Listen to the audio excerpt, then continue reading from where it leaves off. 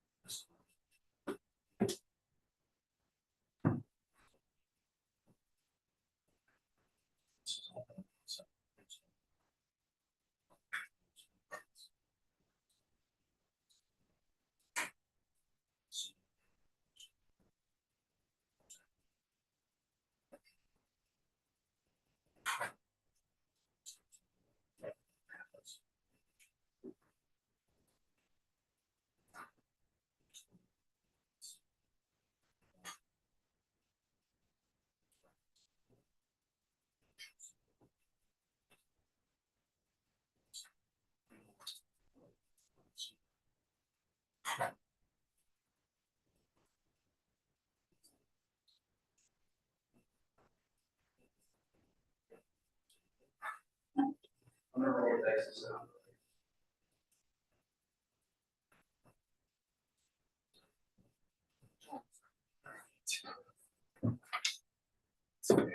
Morning, how you doing?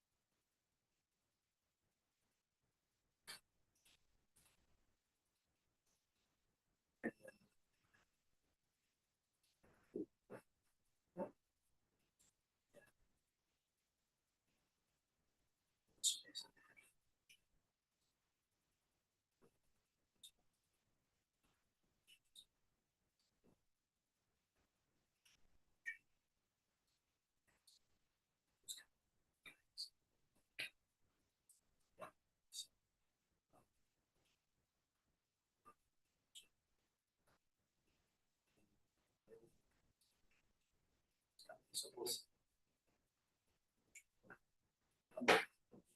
I don't, I think our arguments are fair. yes, So. yes, yes. But thank you.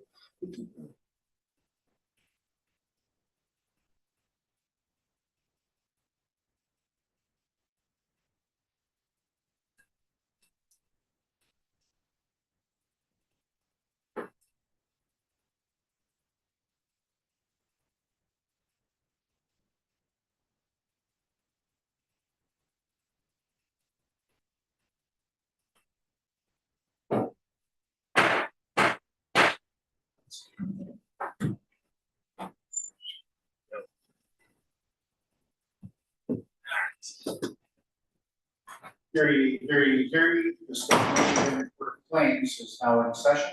Presiding the Honorable Christopher P. Yates. All persons having business here and drawn near, give attention, and they shall be heard. God save these United States, the state of Michigan, and this honorable court. Morning, everybody. Morning. I would say welcome to Lansing, but you're from here and I'm not, so I can't really say that. Thank you. This should be an interesting morning, I think. I'm going to start out cleaning up some housekeeping matters. We have a lot of motions to take care of small things that I'll rule on first, and then we'll get right to the arguments. I think what I'd prefer is that the plaintiffs argue first and the defendant respond. You'll each get 2 chances, and since you've each filed motions for summary disposition, it makes all the sense in the world to try to do it in the way that will help me the most. So let me call the case and we'll get started. This is case number 24-000041-MZ, the Republican National Committee, the Michigan Republican Party, the National Republican Congressional Committee, Dennis Gross, Blake Edmonds, and Cindy Berry against Jocelyn Benson as the Secretary of State and Jonathan Brader as the Director of Elections. This case began with the filing of a verified complaint sometime earlier this year, and the verified complaint requested expedited declaratory and injunctive relief. I had a conference with the parties. We set up a fairly aggressive briefing schedule. I agreed to hear the motions today, in spite of the fact I'm on case call Tuesday and Wednesday because of the importance of moving this case quickly. I suspect that I probably won't be the final word on this. I'm a trial judge, and you have 2 levels of appellate review above me. So if somebody's unhappy, there are other places to go. And my goal is to try to turn this case around as fast as possible.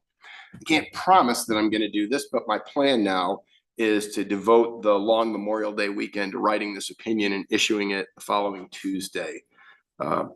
If you know me, you know I work basically every single day. So weekends, holidays are no reason to stop working. And at least as far as I can tell, the issues seem fairly straightforward here. There's some digging to do to understand it, but there aren't that many issues. The facts really don't seem to be in dispute, and I don't expect it's going to take me too terribly long to get an opinion out. Okay, let's start with some housekeeping matters. First of all, I received a motion from the defendants to exceed the page limit. That was filed on April 22nd, 2024. That motion's granted. The plaintiffs filed that was the defendant's motion to exceed the page limit. Got the wrong one there. April 22nd. Yep. And then the plaintiffs filed a motion on May 6th, 2024 to exceed the page limit. That motion is granted. I spent 10 years running a business docket, and I think more briefs I received were in excess of the page limit than within the page limit. So long briefs are not a problem. Those 2 are accepted. In addition, we've had some amicus involvement here. On May 6th, the Michigan Alliance for Retired Americans and the Downriver Detroit chapter of the A. Philip Randolph Institute's amicus filed an amicus brief in support of the defendant's motion for summary disposition. I'm going to grant the motion to file that amicus brief. There's a separate amicus brief May 6th, 2024 from the Democratic National Committee. Their motion for leave to file an amicus brief is granted. frankly, in a case of this importance, I'm happy to get an amicus brief from anybody who's willing to help me. But at the end of the day, your briefs are the ones that I care about the most. I did go through the amicus briefs briefly, but you'll see that your briefs are all marked up with highlighting and Post-its and all sorts of stuff. Their briefs were just simply read. So let's get started with the main event now. I've indicated that I'd like the plaintiffs to go first, the defendants to respond, the plaintiffs to go next, and the defendants to get the last word. I've read a lot. I can't promise I've read absolutely everything you wanted me to read, but it seems to me that what matters the most are Article 2, Section 4 of the Michigan Constitution, which was recently amended, the portion of the Michigan election law dealing with absent voters, which begins, at least as far as I can tell, at MCL 168.758A, but I spent an enormous amount of time with MCL 168.766A, which deals with verification of signatures. Then there are attachments that are of great significance. First of all, there's the signature verification, voter notification, and signature cure document dated December 2023, issued by the Bureau of Elections. And then there's an opinion by one of my colleagues on the Court of Appeals, who was on the Court of Claims, Judge Murray, in the case of Janetsky versus Benson. That's primarily where I looked. I mean, I'm aware of other things. I read the recent decision from the Court of Appeals. It was published on March 7, 2024 in Michigan Republican Party against Donahue, docket number 364048, the majority and the dissent. I read in re request for advisory opinion regarding constitutionality of 2005 PA 71. That's the Michigan Supreme Court decision 479 Mich 1, a 2007 decision. And then I did my best to read up on everything else. But as I say, my primary focus was the briefing submitted by the parties, which is excellent and I appreciate it. Now, let me do my best to try to focus the argument by telling you what I'm thinking before I get started. I changed my mind, but when I've done this much work, it's worth letting you know what I think. It seems to me that the standing argument is quite effective against everybody except Cindy Berry. Cindy Berry has standing, in my view. I don't know how she does it. I don't know how in the world a clerk, a township clerk or a city clerk, is supposed to reconcile the Michigan Constitution, the newly revised Michigan statutes, and the guidance from the Secretary of State and whatever's promulgated under the APA. And this strikes me as the perfect case for declaratory relief. So I'm willing to hear you on standing. And you almost win on that, but they have the clerk included, and I don't know how the clerk doesn't have standing. I mean, Judge Murray had the same issue raised. There it was framed as mootness, ripeness, and you can't use declaratory relief in this manner. Here it's standing, but the clerk has standing. So that brings us to the merits. And when we get to the merits, you're going to have to help me a little bit with what exactly is under attack at this point now. But it seems to me that the fundamental problem that the secretary has is that it's pretty clear that when the legislature amended the statutes in the Michigan election law recently, they made all sorts of adjustments to make it much easier to vote, both in person as an absent voter as well. And they included a lot of the secretary's wish list, at least as far as I can tell, for absent voter, both applications for ballots and ballots themselves, but they didn't put a presumption in it. And if the voters had decided a presumption was a good idea in 2022, or the legislature decided that a presumption was a good idea when they amended it a year later, I would have expected to see it in there somewhere. Now, which brings me to the secretary's most basic defense, which is a counterintuitive proposition, because at least as far as I can tell, we're talking about language that says voter signatures are entitled to an initial presumption of validity. An initial presumption of validity does not mean that all signatures are presumed valid without further review. So in order to accept the secretary's position, I have to believe that there is some meaningful difference between a presumption and an initial presumption. And I had a really hard time getting there because that just seems like word games to me and nothing more and nothing less. But I'm sure you'll be able to explain to me somehow why those two concepts are different. But that's where I start this. And if I've missed a critical issue, I know, for example, that there's an APA argument at play here, but and there's a offensive collateral estoppel at play too. But as far as offensive collateral estoppel goes, that really was an APA decision Judge Murray issued. To me, I'm more focused on the merits here, and I don't think he made a merits determination. And then as far as the APA goes, we have two different matters under attack. I think one here was done under the APA. The other one is this guidance document or whatever you want to call it. And you can structure your argument any way you want. You're starting, but it's probably no longer any secret that I'm leaning your way on the merits. So tell me what you want to tell me. And as far as the position of the secretary goes, I'm willing to be persuaded that I'm wrong, but I guess I'm having a hard time understanding why the defendants are willing to die on this hill of a presumption. I mean, they seem, no matter what they're told, to keep trying to insert this presumption requirement. And at some point, I guess, we collectively in the judiciary are going to have to tell them, look, get the legislature to change the statute because we're not going to tolerate a presumption when it's not in the statute. So go ahead and start and we'll see where it goes.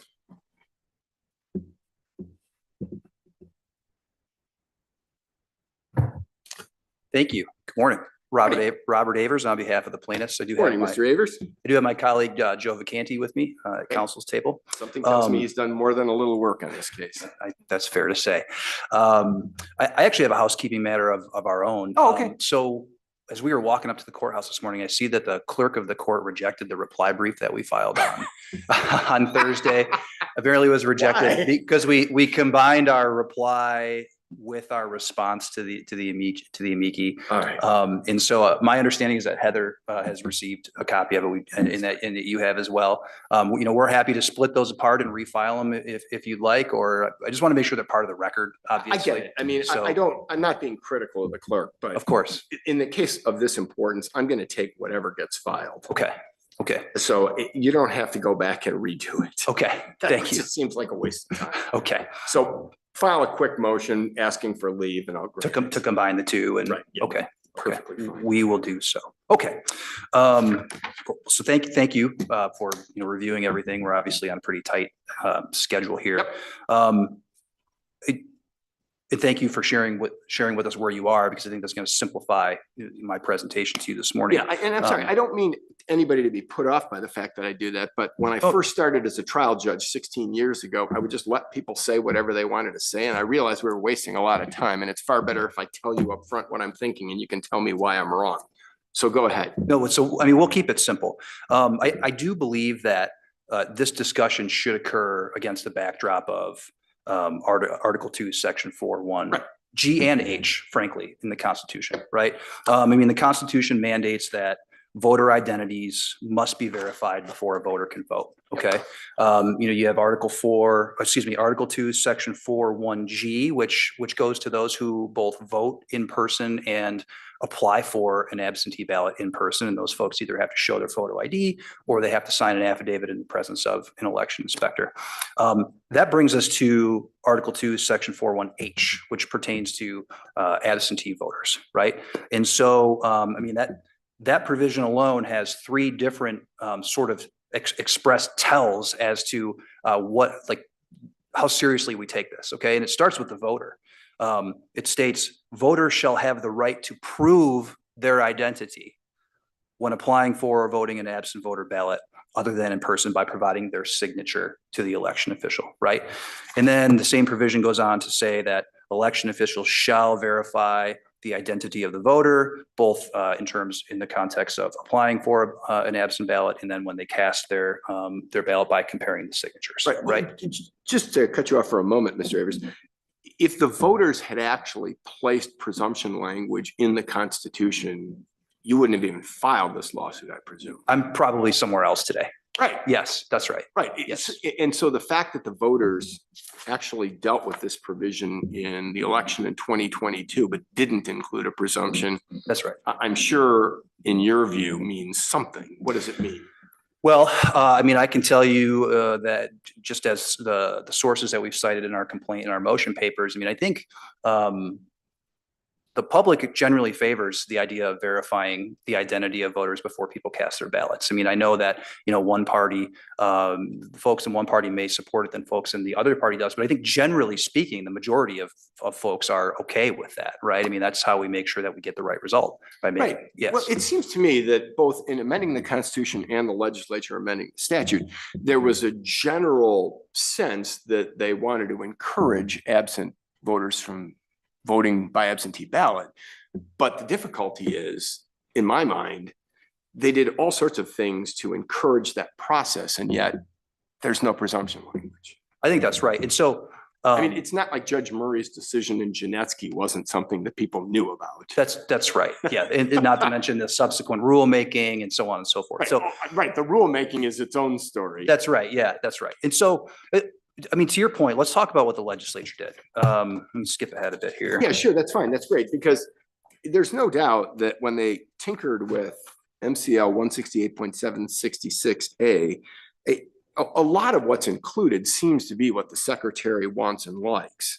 But again, no presumption language. That's right.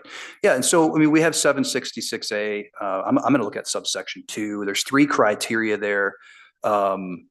I would say that those 3 criteria sort of work together to put boundaries around whether a signature passes muster or not, whether it sufficiently agrees, right? I mean, the first criteria is an elector's signature is invalid only if it differs in significant and obvious respects from the signature on file. Okay, so I mean, that's voter-friendly language. No doubt about it. No doubt Yes. about it, right? As are the second and third criteria. The second being slight dissimilarities must be resolved in favor of the elector. And Right. then, the third being an exact signature matches are not required to determine that a signature agrees sufficiently with the one on file. And I presume that you would have no quarrel with the secretary issuing guidance that says all the things in 168.766A2, right? That's right. Because all the secretary's doing there is advising township and city clerks that this is what Michigan law prescribes, and just conform to that when you do the analysis, right? That's right. Yeah. And I mean, to that end, I think it would probably be helpful to advise the voters of the same thing. I mean, Sure. the voters are the ones who are giving us, Right. not us, the election officials, the information that they need to verify the signature in the first place. And so, we can work ourselves up in a lather and have instructions about this and that for election officials. But if it's not clear to the voters that this is how we're going to verify their identity, then I think we should make it more clear to voters, just as an aside. Sure. And so, But you certainly can see that a signature can change over time. I mean, I'm one of the best examples of it. When I used to appear in federal court all the time, Judge Robert Holmes Bell requires that your signature be legible. So I had a beautiful legible signature. I became a judge and I have to sign 1,000 times a day, and my signature looks totally different. Oh, sure. Because about 6 months into the job, I realized I don't have time to write a beautiful signature on every document I need to sign. I stand here before you as someone whose signature has been rejected on an absentee ballot. So So you know whereof you speak. So I hear you. It was 2012, and it was election day, and I was working in politics, and I found out that I had a problem, and so I had to fix it. So I think an analogy might be helpful here, or maybe just a sort of a dueling examples. It's our view that what the secretary did here with the presumption of validity, she sort of changed the starting line. Right. Okay.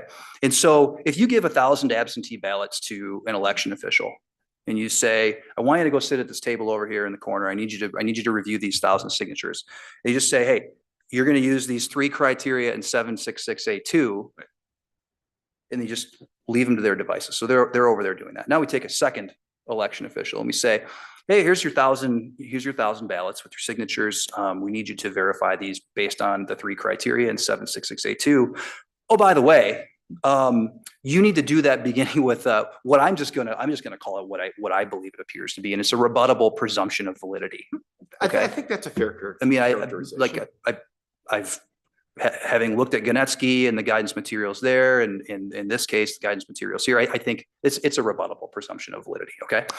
The point is, those are two very different processes that those two election officials are undertaking. One of them is literally reviewing the information based on those three criteria. Right. And the other one is like loaded dice, or even I hesitate to say a thumb on the scale, because I think a thumb is already on the scale. It's funny you would say that, because that's exactly what I told my law clerk. I thought this was a thumb on the scale. Yeah, and so I don't know if it becomes a hand on the scale or what, but I mean, because you already have a thumb on the scale with the criteria under 766A2. Right. It's 168.7666A2 is as permissive a standard as I think you could possibly write. That's why I don't understand why they think they need to get a stagger at the start too. Yeah. So, I mean, they're two different processes. Let's look at 761. Okay. Now I'm going to look at subsection 2. A moment, and I'll get there with you. Yeah, of course.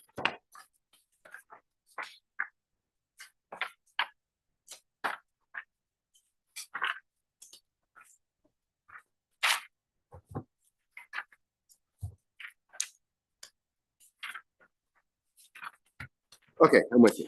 So unless I'm missing something, I think we're all in agreement here that there is no express presumption of validity as to these signatures in the Michigan election law, right? And so the question is, If there is, I have no idea where you find it. okay, fair, right, agreed. So let's look at subsection 2, 761A subsection 2. The signature on file must be used to determine the genuineness of a signature on an application for an absent voter ballot. The very next sentence says, signature comparisons must be made using the procedures required under section 766A. Have that So highlighted and underlined. So they are, the legislature is saying there is a procedure for this. Yeah. And we're going to put it in 766A. So let's turn to 766A. Yep. Okay.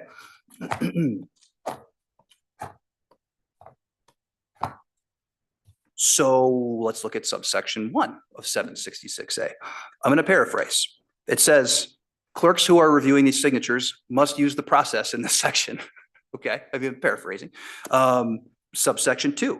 These are the three criteria that I, sort of create boundaries around whether a signature sufficiently matches or not. Subsection 3.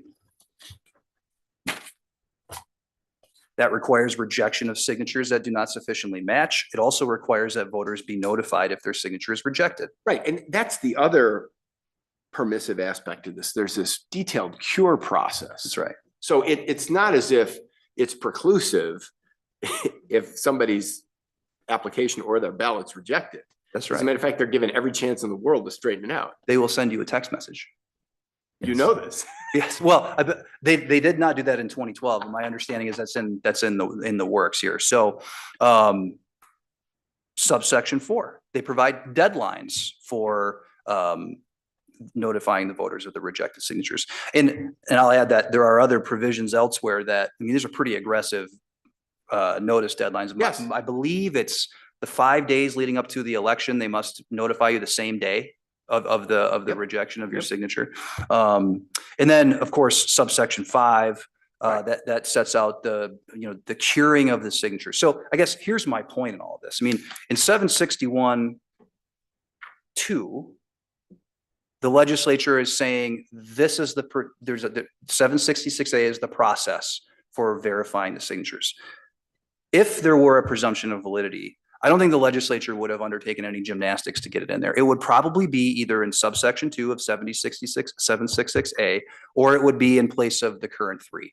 And they would have said, just as they did in some of the examples that we cited in our response brief, they would have said these signatures are entitled to a rebuttable presumption of validity. Right, and just to be clear about this issue wasn't just flagged for the legislature, it was flagged by the legislature when the committee was responding to the proposed guidance that the secretary was going to issue.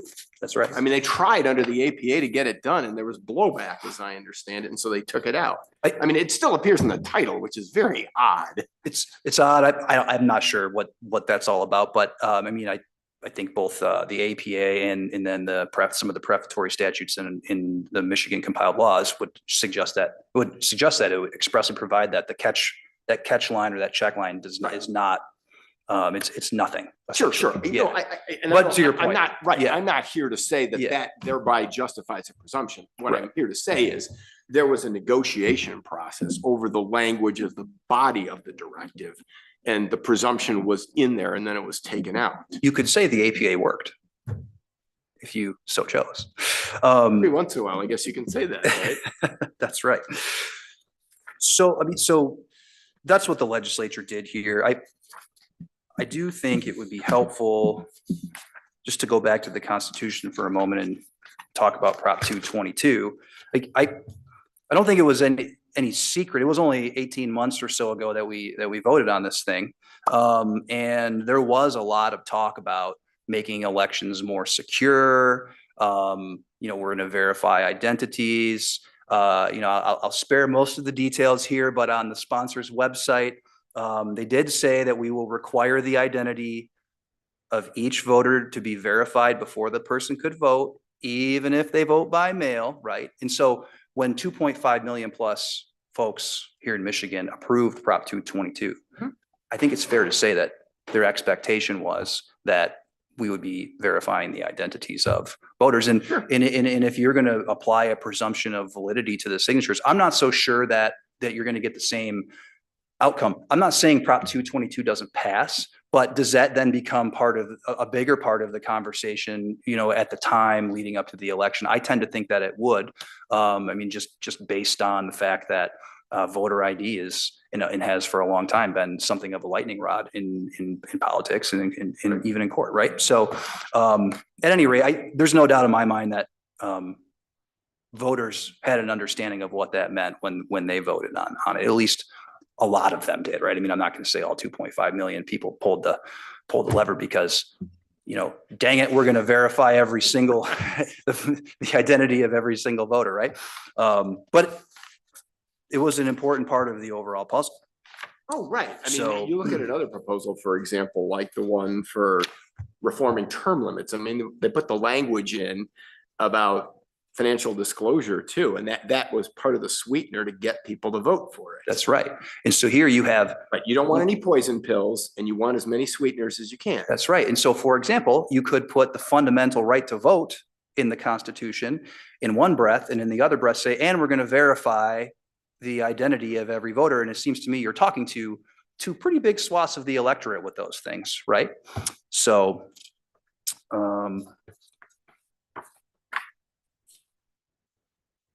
And then, of course, the legislature, in the wake of the passage of the voter initiative amending the Constitution, came back and took a look at the Michigan election law dealing with absent voters and could have done presumably almost whatever they wanted. I mean, they've got to conform to the Constitution, but that's right. what they gave us, as you point out, is 168.766A, including subsection 2, but they didn't give us a presumption. And it wouldn't shock me if there were conversations about adding a presumption and they said, well, I don't know if that complies with the Constitution. Right. I mean, I think if the legislature had put the presumption in 766A, we still may be here because I don't know that would comply with the verification language. That's an entirely different argument. Yes, that's right. Right. I mean, at least as far as I can tell, the legislature did their best to try to advantage absent voters to make sure that their votes got counted, both at the front end with these generous signature rules and at the back end with a cure process if you don't meet the generous That's right. requirements. That's right. Or standards.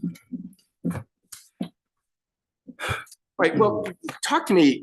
I need you to talk to me about a couple of things. The first one is how you want me to structure the analysis, because you have an APA argument, you have a merits argument. It seems to me that if you want to rely on offensive collateral estoppel, the best you get out of it is the APA. You don't get a merits decision. And then it's incumbent upon me, I guess, to try to figure out whether I can or should get to the merits if the APA is the real obstacle here. And then the second point I'd like you to address is how it is you want me to size up exactly what the secretary's doing right now, because it seems to me that this has been a bit of a moving target.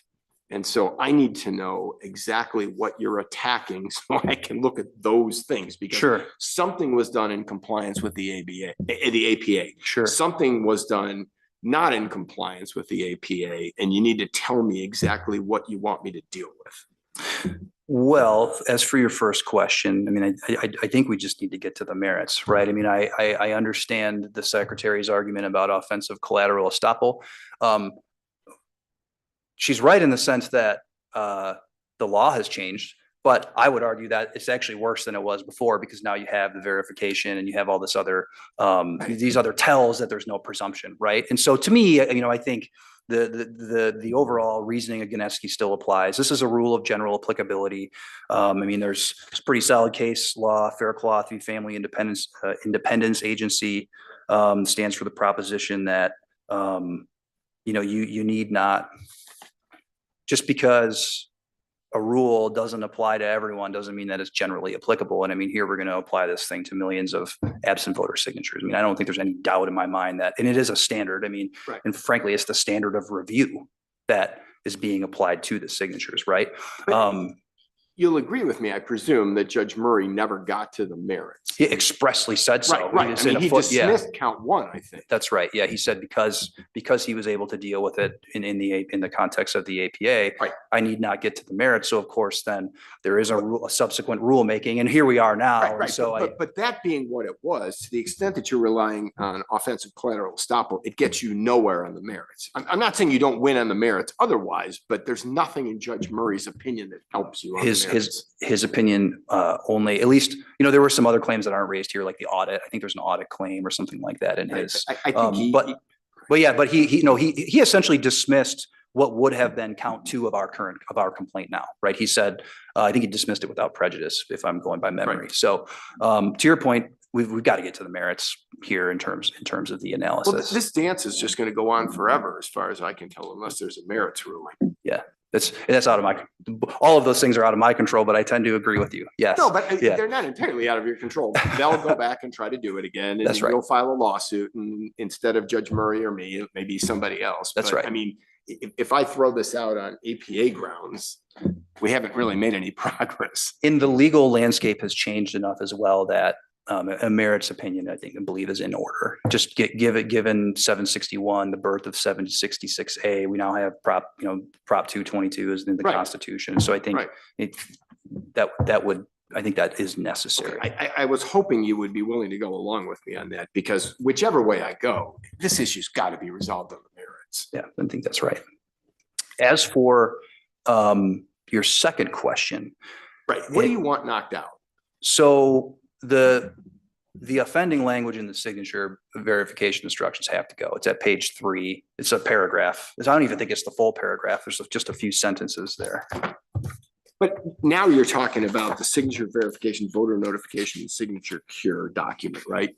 We're not talking about anything that was done in compliance with the APA, or are we talking about something done in compliance with? Well, so there is part of Rule 168.24. Right. Okay, yes. So Okay, that's what I was hoping you would help. yeah, sure.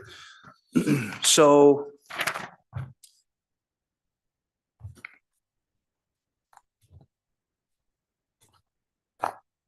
this issue is extremely narrow. Right.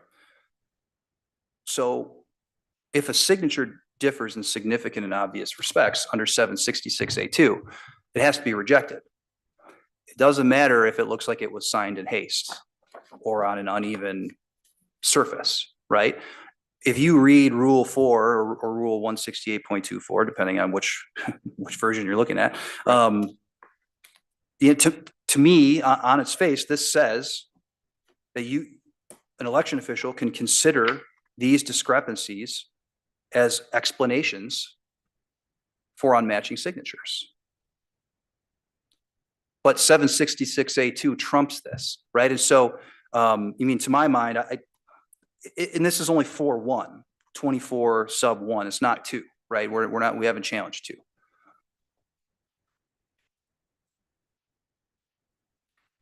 It's that narrow. There is a disagreement between MCL 168 766A2 and Rule 168.241. Yeah.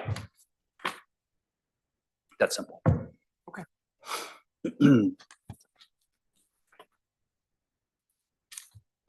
And so in terms of merits, I mean, obviously I have some things to say about the jurisdictional defenses, but I think I'll wait on those. I think it just makes sense. I don't. Are you talking about the standing argument? Yes. Okay. Yeah. Yeah, I mean, that's not technically jurisdictional, it's prudential. Well, that's right. I'm in state court. I should know that. I put that in my brief. Um, Yeah, when you said jurisdictional, Yeah. sorry, I didn't No, mean to look you're, puzzled. no, that's right. I'm sorry. That's law school popping back up a decade later. But So, that's okay. I mean, obviously have some counter arguments as to the secretary's standing defense, but I think those are probably best offered up after Okay, the secretary. So Okay. thank you. all right, thank you very much.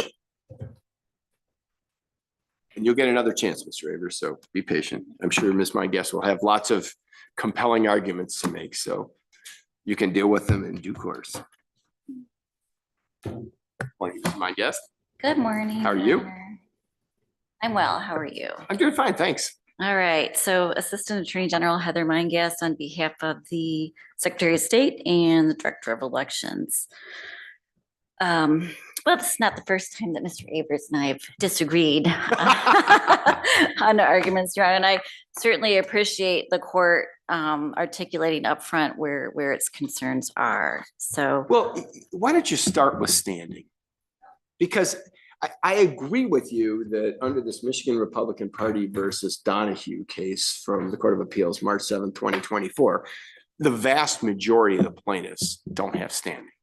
Now, you can agree or disagree with that case, but it says what it says, and the dissent pointed out all the things that would be made as arguments on the other side and didn't prevail. But talk to me about the clerk. just for the record, we obviously agree with your assessment of all the other plaintiffs other than the clerk. I still disagree with you on the standing of Clerk Berry, Your Honor. I understand your point, but what she has really not alleged with any sort of proofs or specificity or something to hang her hat on is, she's still alleging like sometime in the future, I may have trouble applying this guidance Well, to some signature in the future, but I mean, we don't have any kind of examples of, has she had trouble? I mean, where is that trouble? But the whole point of a declaratory judgment is to help somebody figure out what they should do. And this isn't a hypothetical situation. I mean, you know as well as I know that wherever a clerk sits, city or township in the state of Michigan, the clerk is going to have to deal with absent voter ballots, right? Sure. Applications Of course. and ballots. I mean, I can't imagine that there's any jurisdiction in the state where you won't have at least one to deal with. And in doing so, the clerk has to reconcile the Constitution, state law, and the directives from the Secretary of State, right? And if state law doesn't include a presumption, but the directives from the Secretary of State impose an initial presumption, how is that just hypothetical or something that might not happen? I think it happens the very first time that a clerk picks up an absent voter ballot and tries to figure out what to do with it. Well, I think as we argued in our brief, I mean, if she has any questions about how to apply the rule or the guidance, that's an easy call to either the county clerk or to the Bureau of Elections, as to how to walk through this Well, and we know what guidance. the Bureau of Elections will say, use the initial presumption. Well, and we can talk about that later. We're getting hung up on words where, as we explained in our brief, it's not really much of a presumption, right? But let's finish standing. So first, little presumptions are okay, but big presumptions are bad? Well, it's a presumption, but it's a presumption that the Constitution allows us to make. Okay. So let's, Okay, but so standing, All right, I so guess Clerk for the Berry. moment, we're gonna have to agree to disagree. we can agree to disagree, Your Honor. I Because think I that, think even if I find that Clerk Berry has standing and you went on the merits, you're not gonna go home sad. that would be true. Because I mean, at the end of the day, I think what both sides need more than anything else is a clear-cut rule on the merits. Well, I would have to agree that the standing question is closer in my mind than any of the merits analysis. So, which I think we obviously clearly went on. Right. Okay. So, Right. I mean, I suspect that everybody's picking up the fact that I want to decide this one on the merits. I mean, everybody has all sorts of sophisticated defenses that keep me from getting to the other side's merits argument. But I do no one any service by coming up with a clever way to dodge ruling on the merits here. I understand, Your Honor. So I'm also understanding from Mr. Aver's argument that they're really not pushing for collateral estoppel, which we don't think applies anyways. All that so. gets him is the APA, and he'd rather win on the merits. Than Well, win I'm on not the really sure I APA. agree with anybody's argument on collateral estoppel or assessment of how, I don't think there's any estoppel effect. Well, From you may be right Genetsky, about but- that, but but- understand, I mean, there's no way I think that anything Judge Murray said helps them even one bit on the merits. Yeah. I And think I'm that's sure you fair. agree with me on that. I think that's fair. But principally because the world has changed Oh, a right, lot right. I mean, we amended since the Constitution. since Judge Murray's. Right. Legislature decision in amended the statute. Genetsky. Right, right. I mean, I agree Right. with you. The ground is shifted under everyone's Yeah. feet. Okay, so let's All talk right. about the merits. Moving on. Well, let's talk about signature guidance. And let's sort of start with the understanding that the signature guidance helps implement the rule, which implements the statute, 766A, which implements the constitutional provision. So we have a flow up and we have a flow down, but let's talk about the constitutional Right. The provision. Constitution's higher law. That's right. Statutes are more important than any regs or directives and would control over regs or directives. Structurally, we can agree on Right. those two propositions, right? So let's talk about the Constitution. Okay. And that is section 4(1)(h). And plaintiffs spent a lot of time sort of talking about proving the identity and the focus on that.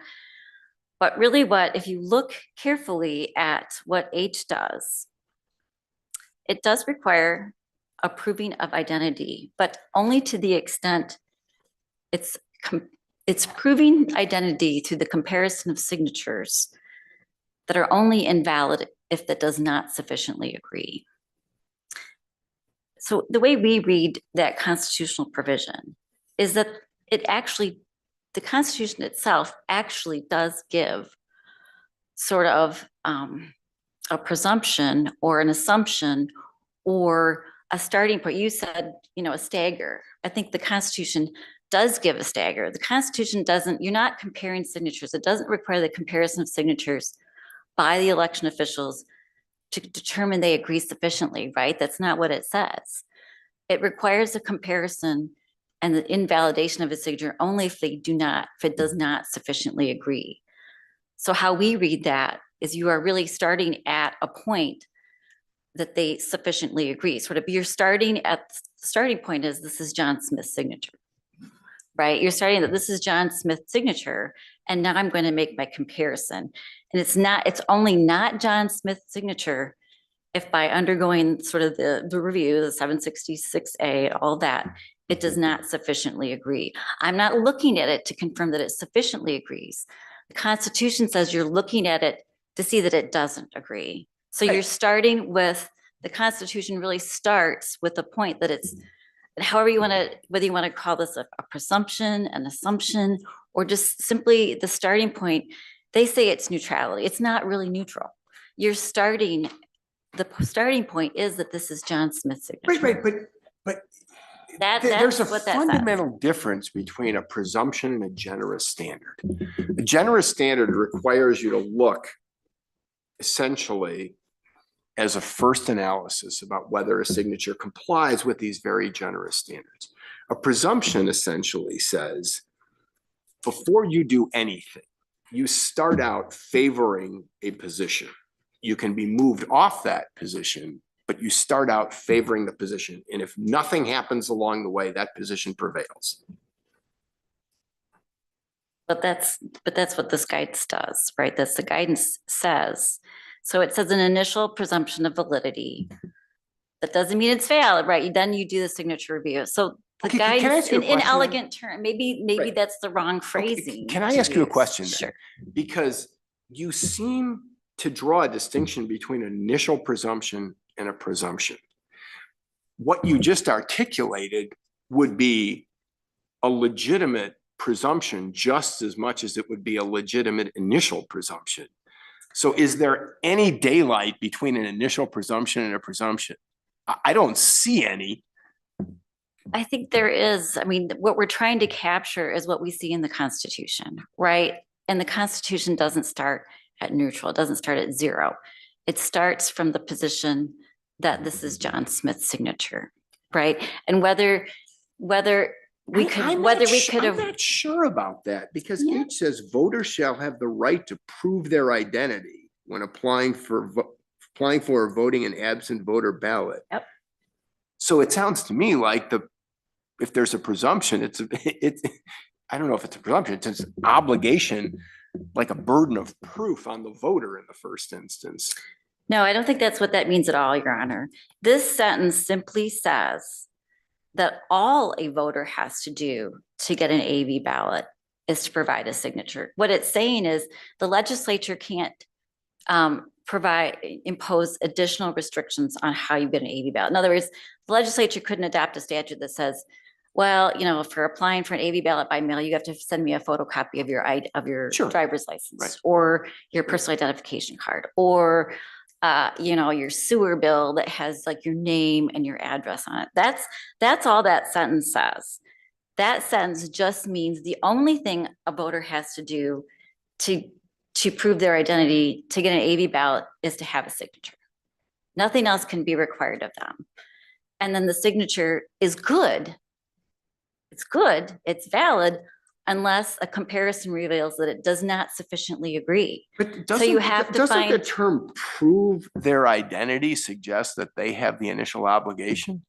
No, Okay. I think that's just, So prove the doesn't mean proof what I is think just it that the means. proof, what they're doing is simply affixing their signature. understand. All they have to do is affix a signature and have that signature not, that it does not sufficiently agree, right? Okay, so what you're saying is they're required to prove their identity, but all they have to do to prove their identity is provide their signature to the election official authorized to issue absent. That's correct. Okay. That's correct. And so no other restriction can be imposed by the legislature on applying for an AV ballot.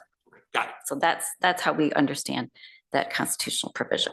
And I heard Mr. Avers talk about things on, the sponsor's website and all of that, but we don't go to extrinsic evidence and all of that where the constitutional language is clear. I think this language is clear. If you read, and they want to read and parse out segments of section H, and we have to read it all together.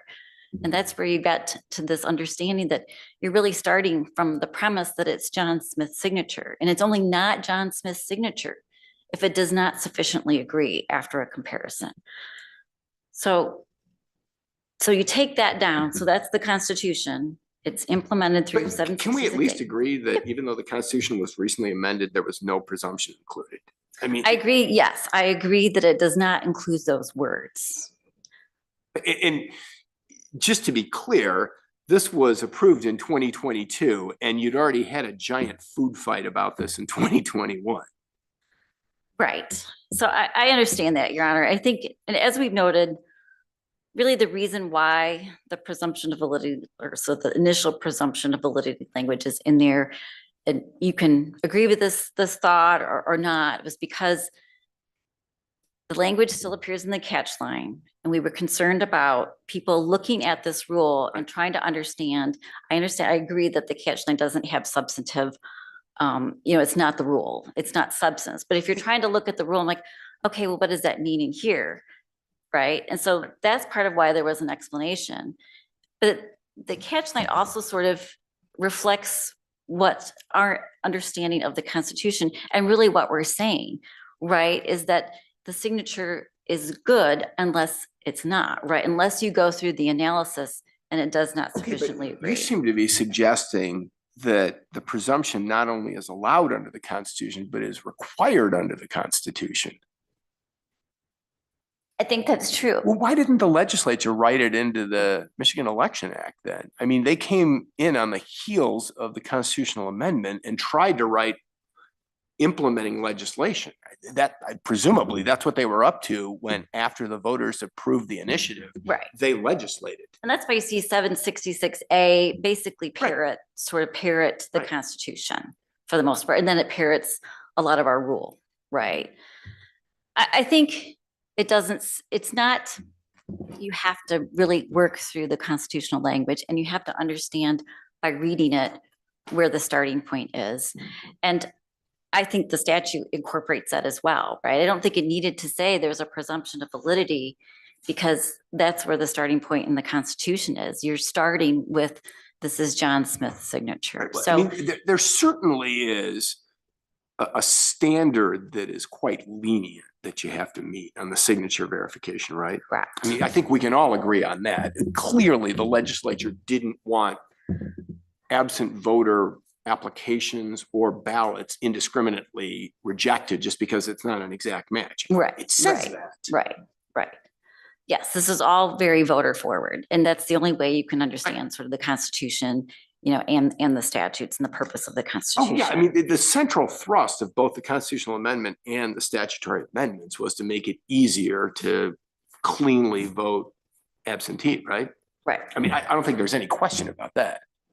So philosophically, both the Constitution and the legislation are on your side. The problem, though, is that that presumption language just appears nowhere. And the guidance, I mean, Mr. Avers has already conceded that if the guidance says that you apply those extraordinarily generous standards, the Secretary of State can send that out, can shout it from the hilltops, can conduct meetings with clerks, can send out public service announcements, all she wants.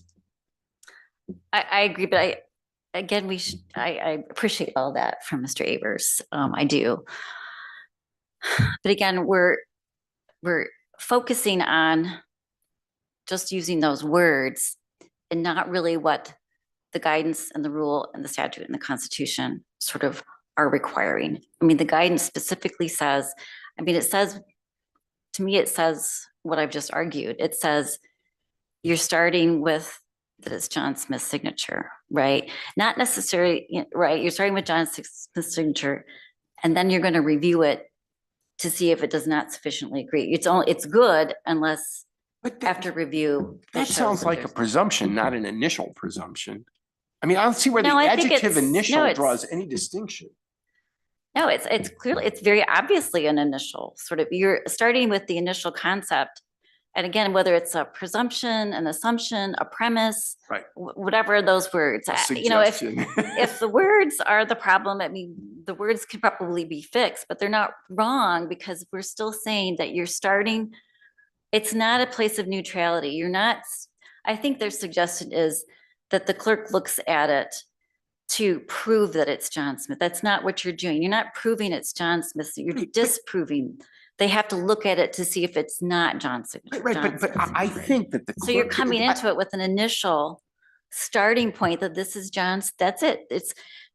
It's an initial presumption of validity that then can be, set aside upon the review. Like, the review might show it's not, right? It's not valid, right? But you're starting from, the starting point is that it is John Smith. Well, tell me this then, if the presumption really is no big issue at all, why did the secretary back off in the rulemaking process? I think, so first of all, what Janutsky said was, this has to be a rule, right?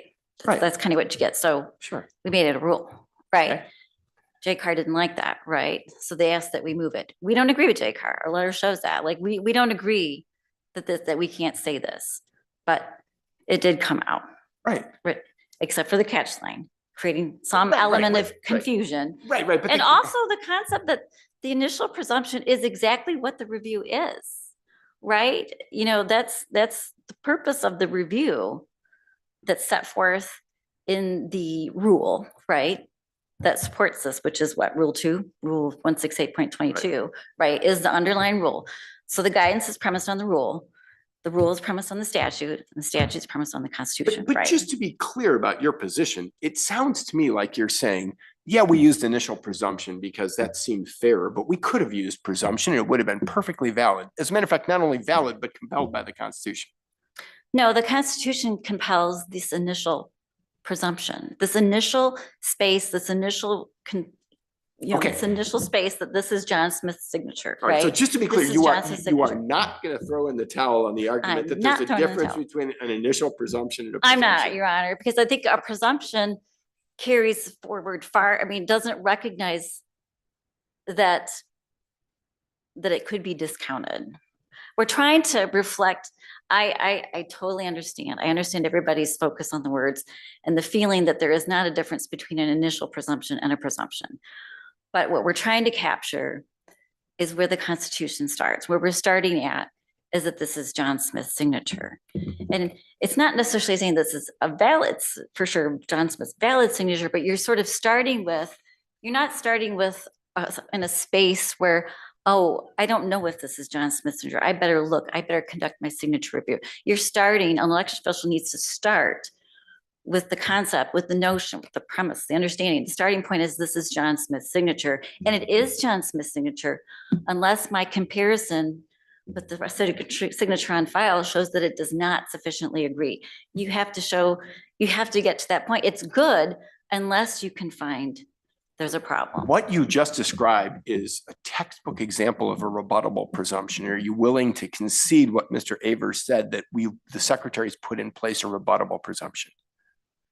We didn't put it in, the Constitution did. Right.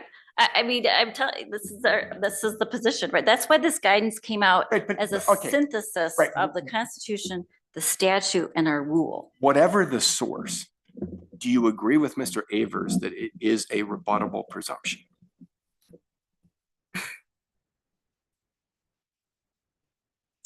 Not, it's, we've used that in the election law in very specific contexts, like petition signatures. It hasn't shown up, over on the voter side, and the fundamental right to vote side. I don't know that I agree that that's what it is, but if it is, that's what the Constitution requires. Okay.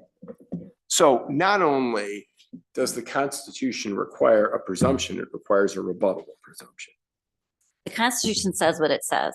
It says that a signature is only invalid if it does not sufficiently agree.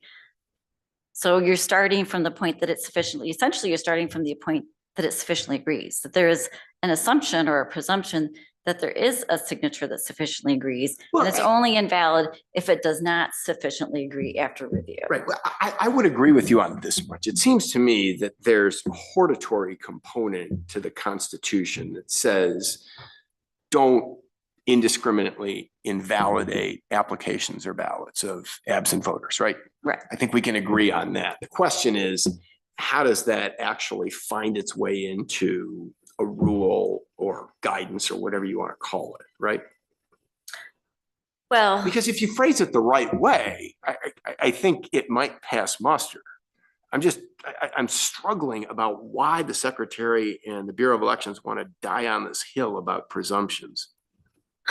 I think we're dying on it. We're not, I don't think we're dying, but I mean, Well, you're focusing. You're willing to die. Everybody's They're willing to focusing die. on the words and not what we're saying, right? Does that make sense? You're hung up on this initial presumption, Right.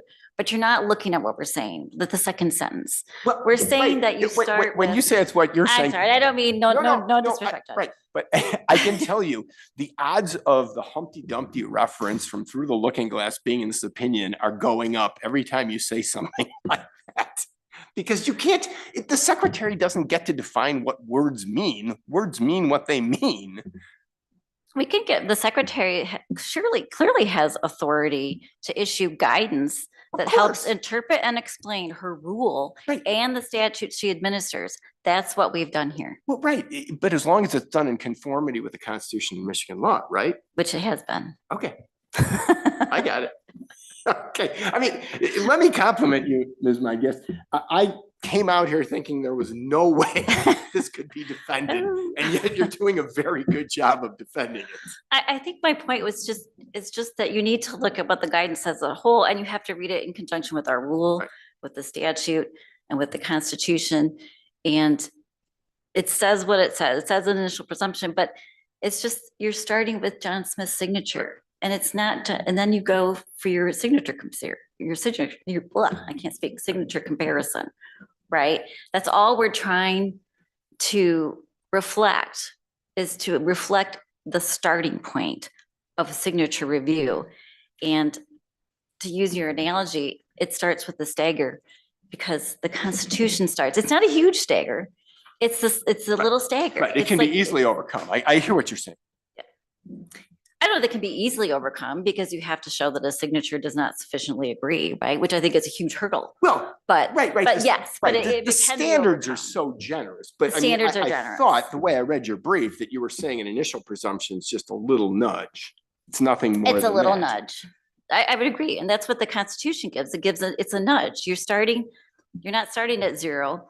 You're starting at 0 plus 1 on the y-axis, right? Or however you want to look at it, or the stagger. So that's how we understand the Constitution. I think and the Constitution is directly imported into 766A. That language is right in there, and it all flows together. And so the guidance simply is explanatory of our rule, of Rule 2, and the statute that we administer. I've asked you lots of questions. Let me give you an opportunity to get some free air to say whatever you want to say.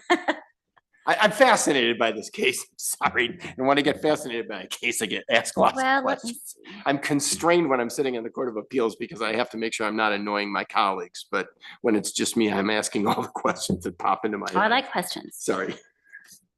Well, I think if the court doesn't have more questions on the signature guidance at the moment, we can talk about their second challenge, which is well, let's talk about let's go back, let's stay on signature guidance. And let's talk about how this analysis will work if I lose or if I win. So the signature guidance, yes, they have, essentially, as I understand it, they're arguing that the signature guidance either violates the Constitution or it violates the statute or whatnot, right? So if the signature guidance conflicts, so the test for whether you have a valid policy, right, is it has to be within its enabling statute, can't conflict with legislative intent, and it can't be arbitrary or capricious, like even an unpromulgated guidance. So if we can't, just being honest, if we can't pass that, if our guidance conflicts with the statute of the Constitution, that's just the end of the story. You don't need to go to an AP analysis, right? Because we can't cure it by promulgating it. Right, exactly. Right? So we're just all done. So let's just, you wouldn't need to go down whether it needs to be promulgated. The specific language, initial presumption of validity needs to be promulgated. Because we can't do it, can't promulgate it. So I just wanted to clarify, because I think there's maybe a little bit of confusion in the Janetsky opinion, and there's been confusion in other positions or other opinions that we've had, but you can't cure a conflicting guidance by promulgating it. So Right. that's I just think we can fair. all agree, whether it's formal or informal, formal in rulemaking, informal in guidance. Correct. The secretary can't say anything to clerks that's inconsistent with Michigan law or the Michigan Constitution. Correct. All right. So turning to the rule, the challenge to the rule, which 168.24 or Rule 4, Right. sort of its shorthand. Yep. They've confirmed that the challenge is only to subsection 1, which I guess I was not sure that was actually what the challenge was to. And so let's talk about the rule. So the rule, right? The rule was promulgated to implement the Constitution, and now it's formative or informative of 766A as well, right? So the rule is designed to implement the statutes in the Constitution essentially through 766A and whatever else. So the purpose of Rule 4 is to shed light or to give meaning on words, right? What does the words does not sufficiently agree, which appears in the Constitution and 766A, right? Does not sufficiently agree.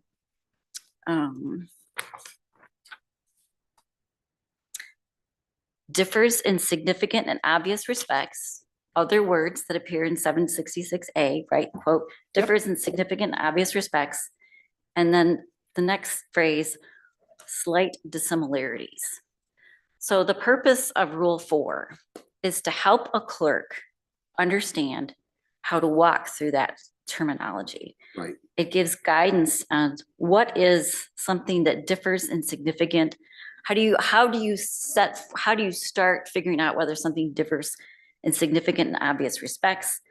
And what would constitute, quote, slight dissimilarities that should be resolved in favor of the voter? Mhm. So when you get to Rule 4, the election official has already done a signature comparison, right? They have looked at John Smith's signature against the QVF. And instead of like, yep, that's John Smith's signature, they've found something that raises some kind of red flag and requires sort of a further analysis or a further review. So Rule 4 then steps in to help you explain, and it works in tandem with Rule 3, which they didn't challenge, which are redeeming qualities. Right. So Rule 4 comes in to help guide the application or the understanding or how to look at and implement that terminology. Yep. Right with you. So I don't think that there is anything, and again, for a rule is valid if it's within its enabling statute, doesn't conflict with legislative intent. It's not arbitrary. It's certainly not arbitrary or capricious. And it is certainly within sort of the context of the text or the intent of 76A by helping, flesh out that terminology and the comparison, sort of the review.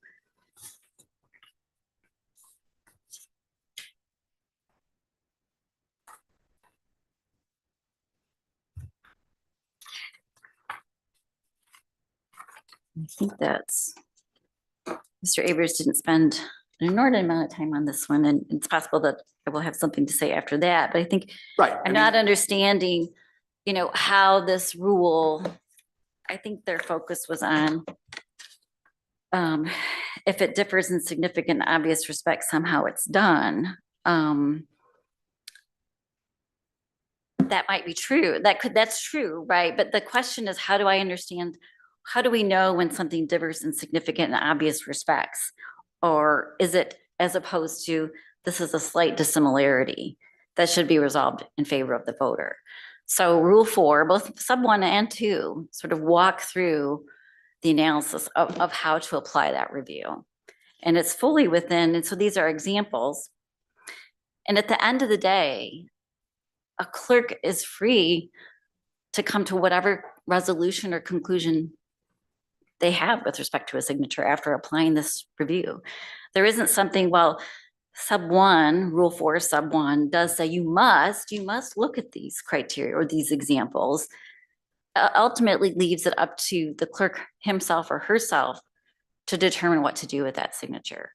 We are simply giving some guidance on how to engage in that review. So in your view, all that's going on in Rule 4 is that there are some illustrations provided for what MCL 168.766A subsection 2 means? Is that how you want me to read it? Correct. Okay. So the rule talks about explanations, it's catch line, not part of it, but, explanations for differences in signatures. And as we know, signatures don't have to match and there can be differences, right? It would only fail if it can't be redeemed, somehow fails all of this analysis. And so that rule, while that sub 1 is a mandatory, you shall consider these things evidence of a trembling or shaking hand.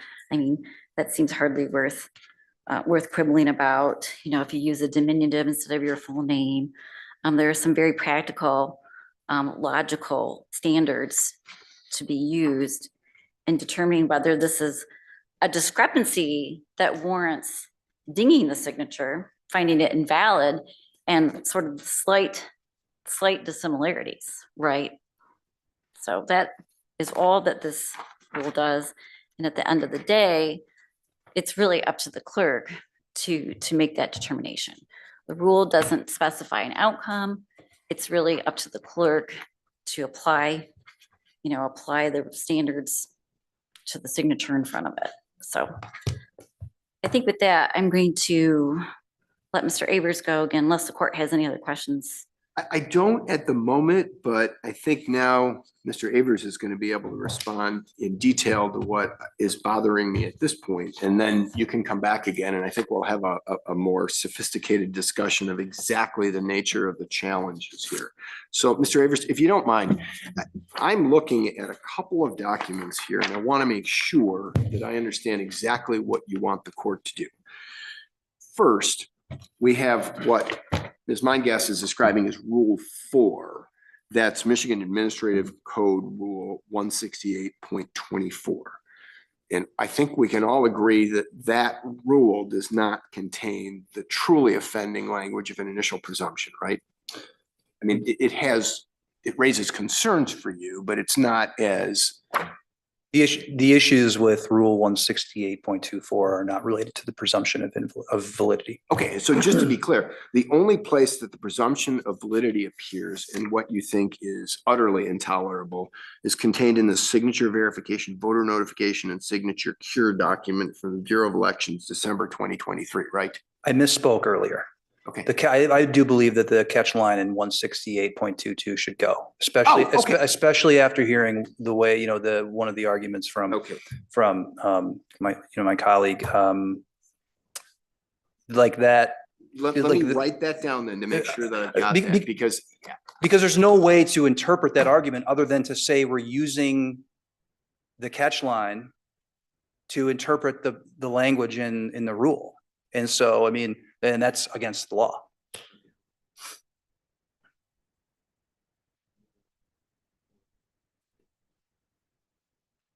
Okay.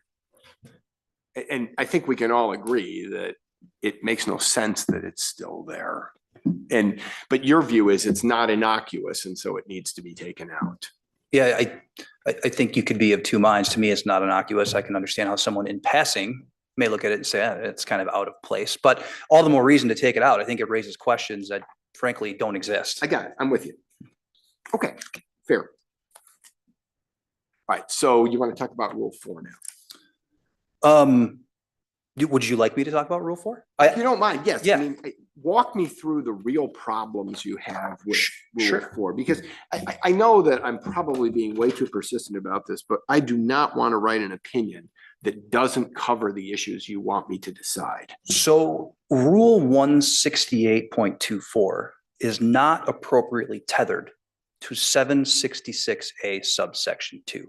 It does not say, for example, to the extent any of the following discrepancies are slight, and so long as the signatures still do not differ in significant and obvious respects from the signature on file, then the election official may consider these discrepancies. Someone could pick this up in isolation and they could say, they could look at a signature that's like essentially a straight line, like I sign my credit cards when I'm getting gas, right?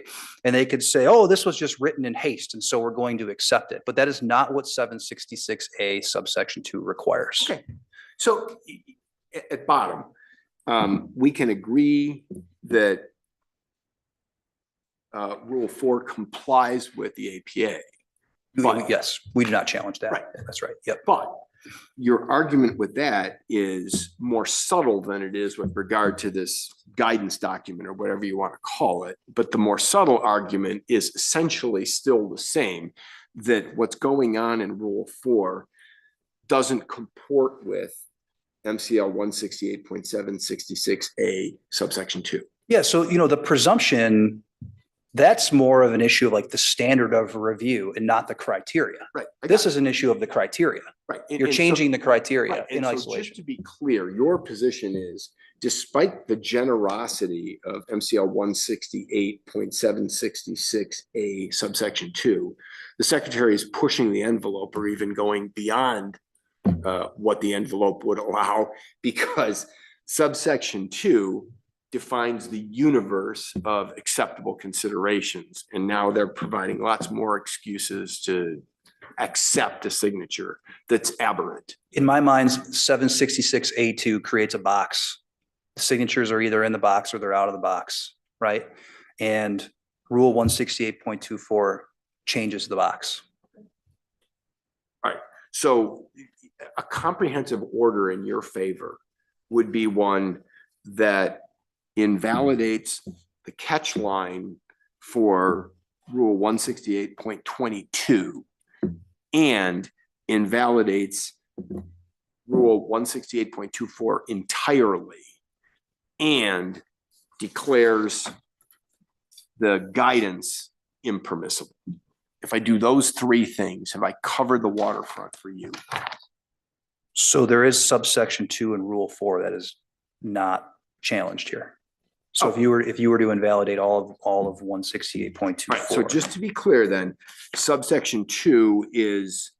But I mean, even that now, and so if you were to blue pencil, right, and you were to say, okay, we're going to scratch subsection 1, I mean,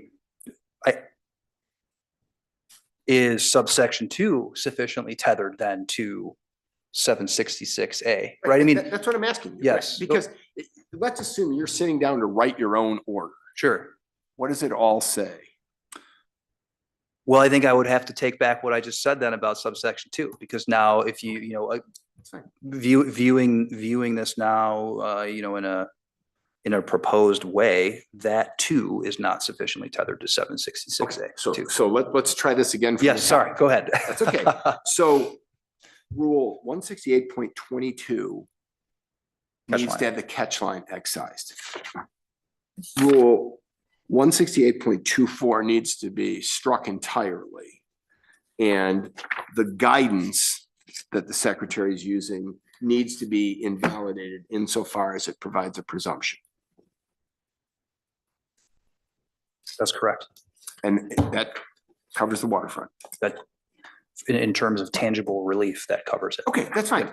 I'm just trying to understand exactly what you want me to do. I'm not saying I'm going to do all those things. And Correct. No, understood. Right. Yep. I don't want to leave issues unresolved. Yep. Okay, and I'm sorry to press this point in such gory detail, but I want to write an order that Sure. finishes this case. Any other questions about Rule 4? No. Okay, just a quick note on standing.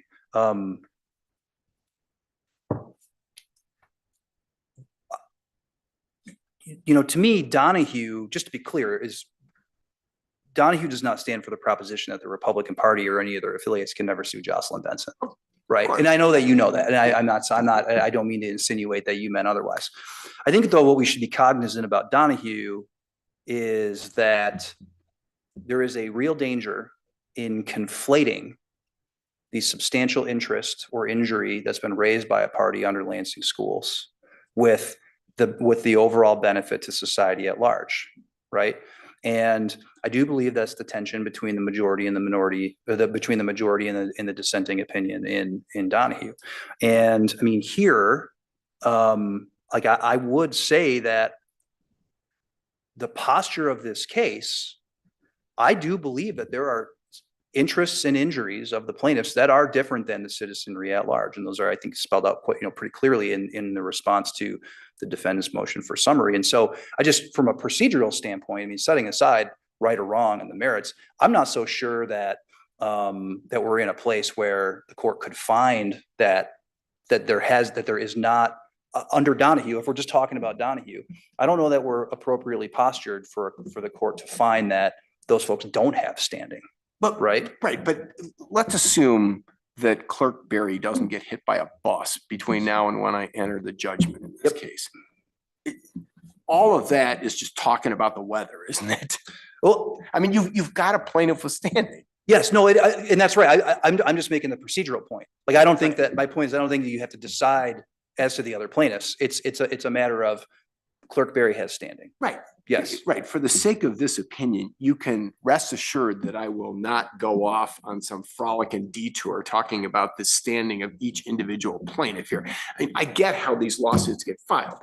You get a menu of potentially viable plaintiffs, and as long as the court finds one viable, the rest of it doesn't really matter, because all you're asking for is declaratory relief. It's not as if the Republican National Committee will be deprived of a money judgment if I find they don't have standing. Suffice it to say, I think everyone who has anything to do with an election is in this courtroom or represented in this courtroom today. I mean, we have the secretary on one side and on the other side, we've got, everyone under the sun. So, okay, so Well, I guess if you add the amicus Yes. fighters too, that's right. because there are lots of people in the public who totally disagree with you. Oh, yeah, no, to be fair, that's absolutely right. No, my point is just more of like a capacity argument, right? I mean, you have the committees, Yes. candidates, right? So Let me put it this way.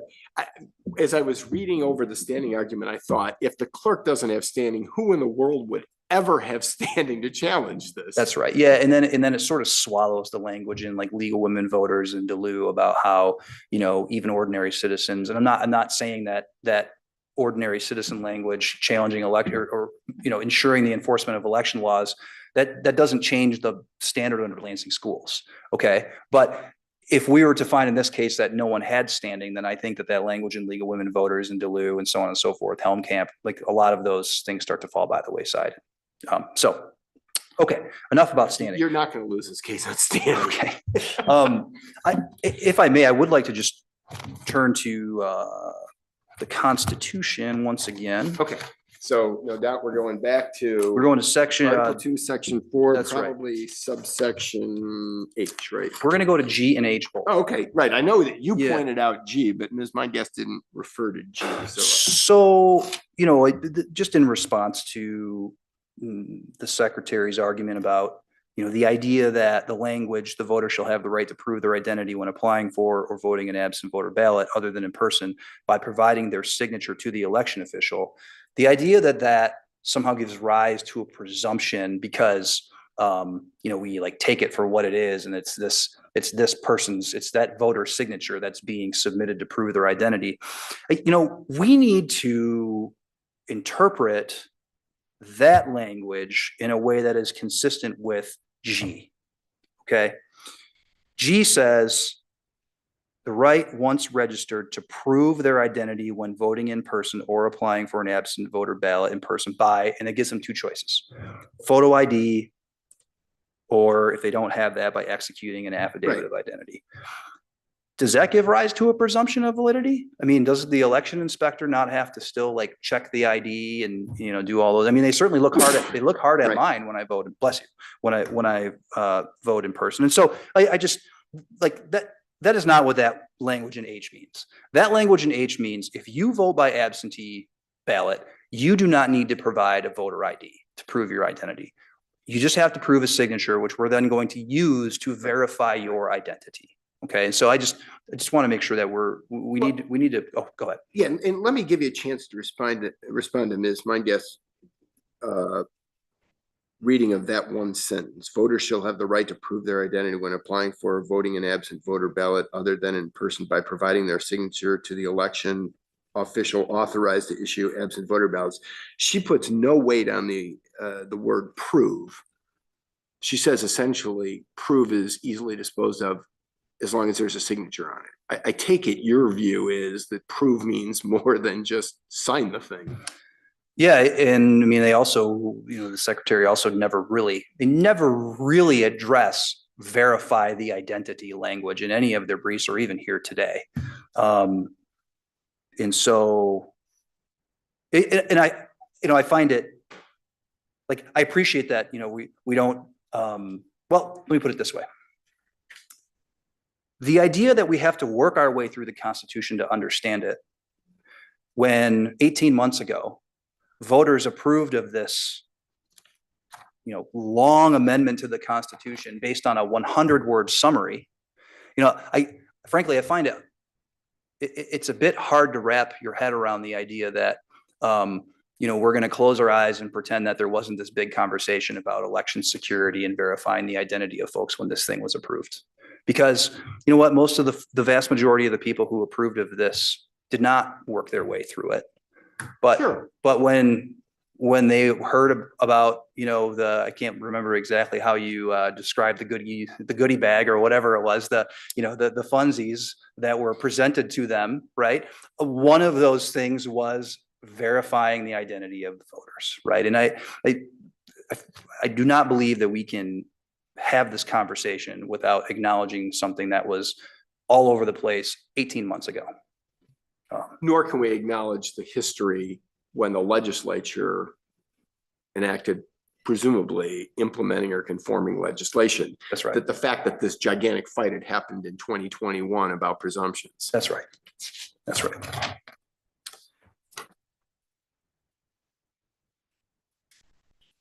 And so I also just, I'll briefly respond to the idea that this review under, moving back to 766A2 and the application of, the three criteria. The idea that this starts anywhere from a place of neutrality, and there's just no support for it, right? I mean, you're telling these election officials to make a determination, to make a decision. In the absence of a starting place, you start from a place of neutrality, right? You're comparing the signatures. Do they agree or not based on these three criteria? And we're not loading the dice in any way. And I do believe, any decision or opinion from this court or any order, I think it's almost as if the court may need to write it itself. I mean, we've been down this road before. Okay. There is an election coming. I'm sure, it wouldn't shock me if you, as you said, were a way station here and there was additional review hereafter. But, I do not believe that we can leave it at this point to the secretary to fix the documents themselves, right? I mean, I think it's in everyone's best interest to get this question settled. that's right. I mean, to the extent that it's not settled, uncertainty hangs over these poor city and township clerks. They don't know what they're supposed to do. And I don't know why these election officials have become the people at ground zero of the election wars, but they are. Sure. And the clearer the guidance they can get, the better off they're going to be. And now it's got to be accurate. It's got to be legal guidance, but this isn't that hard. I mean, like 766A2 is pretty clear. And you know what? If the signature gets rejected, you get texted and you have to fill it out again. Right. I mean, there are a lot of safeguards in place now that prevent disenfranchisement. And the cure process requires a little bit of work, but it doesn't disenfranchise it. That's right. Yeah. And by the way, most people are voting I don't know if I should say that if it's most or not at this point, but I mean, there are a lot of folks who are voting this way anyway. And so, yeah, I mean, there's a lot more work on the front end for election officials, but we've also given them, 40 days on the front end of the election to start verifying the signatures. And, and so, my assumption is that there's probably a little less to do on election day than there used to be. Right. I would hope so. So, I mean, logistically, that was a nightmare that they couldn't even start working with the absentee ballots until election day. So, with that, okay. Thank you, Mr. Yeah, thank you very much. Right. I think I understand your position. All right. Ms. my guest, I'll let you respond to anything Mr. Avers said, and I'm going to try to be more respectful in this round as I was with him when I let you present what you want to present, because I realized that I was all over both of you in the first round. No, that is okay, Your Honor. Thank you. Just going to let's do Rule 4 really quick. Mr. Avers said that, let me find my statute, 766A2 creates a box. Yep. So the rule is in that box. Right. I mean, that's the point. So let's just read A2. An elector's signature is invalid only if it differs in significant and obvious respects from the elector's signature on file. Slight dissimilarities must be resolved in favor of the elector. Exact signature matches are not required to determine that a signature sufficiently agrees with the signature on file. All of that terminology, right? The rule is in the box because the rule helps explain. It gives you guidance. It gives you some sort of structure to look at whether there's a discrepancy or a difference that's significant and obvious, or is it more of a slight dissimilarity? And what are those things? And with the knowledge that they don't have to match, right? So we're trying to, sorry, go ahead. The debate you're having is reminiscent of the debate between the Ninth Circuit and the U.S. Supreme Court over reasonable suspicion. The Ninth Circuit kept trying to come up with an 8-part test or a 7-part test or a 12-part test about all the things you consider to decide reasonable suspicion. And finally, Chief Justice Rehnquist had it with the Ninth Circuit. He wrote an opinion saying, the standard is the standard. It's reasonable suspicion. You can't turn it into a 7 or 8-part test. And I think Mr. Aver's position on this is the same. The language is the language. You can't start putting all sorts of gloss on it. Now, your position is it's the essence of administrative rulemaking to provide interstitial support for whatever a statute or the Constitution says, right? I mean, that's what administrative rulemaking is supposed to be, not to be at variance with statutes, but to fill in the gaps. Yes? I agree with all of that. That's exactly what this rule does, is fill in some gaps between with giving you some understanding, a clerk some understanding about discrepancies and slight dissimilarities. Otherwise, you have nothing. There's zero guidance on what's a significant discrepancy. What's a slight, right? What's a slight dissimilarity, and how do we know? And I think it's important to realize that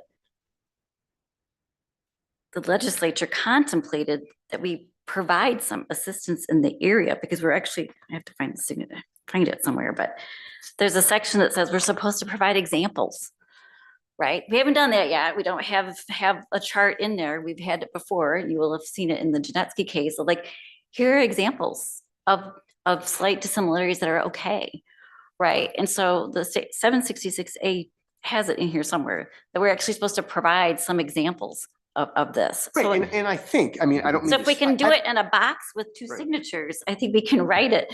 We can write what are possible explanations for a discrepancy and a slight dissimilarity. I don't mean to speak for you, but I think what you're driving at is this, that the language of the statute still requires some subjectivity in Yes. comparing signatures. Yes. And to the extent that the secretary can provide more detail and turn it into a purely objective analysis, to the extent you could even do that in comparing signatures. But the more objectivity you get, the better, right? Right, correct. Okay. All right. So I think that's all. I don't think anything else on Rule 4. It's in the box. It falls totally within the expectations and our authority under 766A to provide the guidance in this area. So that rule is valid. Going back to the Constitution, I think we're still talking past each other. We're not recognizing I'll agree all of with the you on that. all of the words in the Constitution, right? So again, they're focusing on this concept of prove the identity. I'm not saying that. So you have to read the whole part, the whole subsection H. How is a voter is, yes, all a voter has to do to get an AV ballot, or, is to put a signature on. Your proof is your signature. That's all they need to do. You can't require anything else. But what's the proof? I mean, they don't have to prove it, right? Necessarily. It's the proof is, or the problem here is that they're not looking at what's required to be proven. The clerks only need to look to see whether the signature does not, your proof does not sufficiently agree, right? And that's all that the clerks ultimately end up proving, right? The signature comparison simply just requires a review that it does not sufficiently, it's only invalid if it does not sufficiently agree. So I think they just continue to sort of ignore that piece. It's not up in section 1 or the sentence 1 that they want to talk about, prove the identity, verify, all that. I get all of that. I don't dispute that the Constitution says all of that, but you have to look at what the Constitution requires be done. And it's simply a review. The only proof, right? The proof is that it does not, that it's does not fall into the does not sufficiently agree standard, right? So I think there's a sort of a disconnect in a focus on the front half without looking at the back half of that subsection. And, again, Mr. Avers talked again about, well, there was a lot of talk about election security, and that's the only reason why people signed this, right? The only thing that matters is the words in front of us. We don't get to look at extrinsic evidence. We don't get to look at websites, all of that, unless there is something ambiguous about this constitutional provision, and it's not. And the case for that is National Pride at Work, Inc. versus Governor. You don't go to extrinsic, you don't go to statements on websites, you don't go to, the newspaper articles. It says what it says, and it means what it says. And this section, this article, the subsection 4 or 4H, does not start in a position of neutrality. It starts with notion that this is John Smith's signature. And it's only not John Smith's signature if a review shows it does not sufficiently agree. So I don't have anything to add, Your Honor. Thank you. Thank you both. These were excellent oral arguments, but more importantly, they were extremely helpful to me. I had a pretty good idea about this case when I came out here, but I have a much, much better idea about this case now. I will do my level best to try to turn this one around by the end of Memorial Day weekend. I know that time is of the essence, and I want to be sure that if anybody wants to seek appellate review, you have ample opportunity to do that. My view is that what's most important here is to get this settled correctly. And I'm going to take the time that it takes me to try to explain what I think the correct outcome is. But if the Court of Appeals or the Supreme Court happens to disagree with me, I'll take no offense. I'll be pleased that it'll be settled, hopefully for once and for all. So thank you all very much. And thanks for inviting me to Lansing. I'm glad to take the invitation to come see you here. So thanks very much. We can go off the record.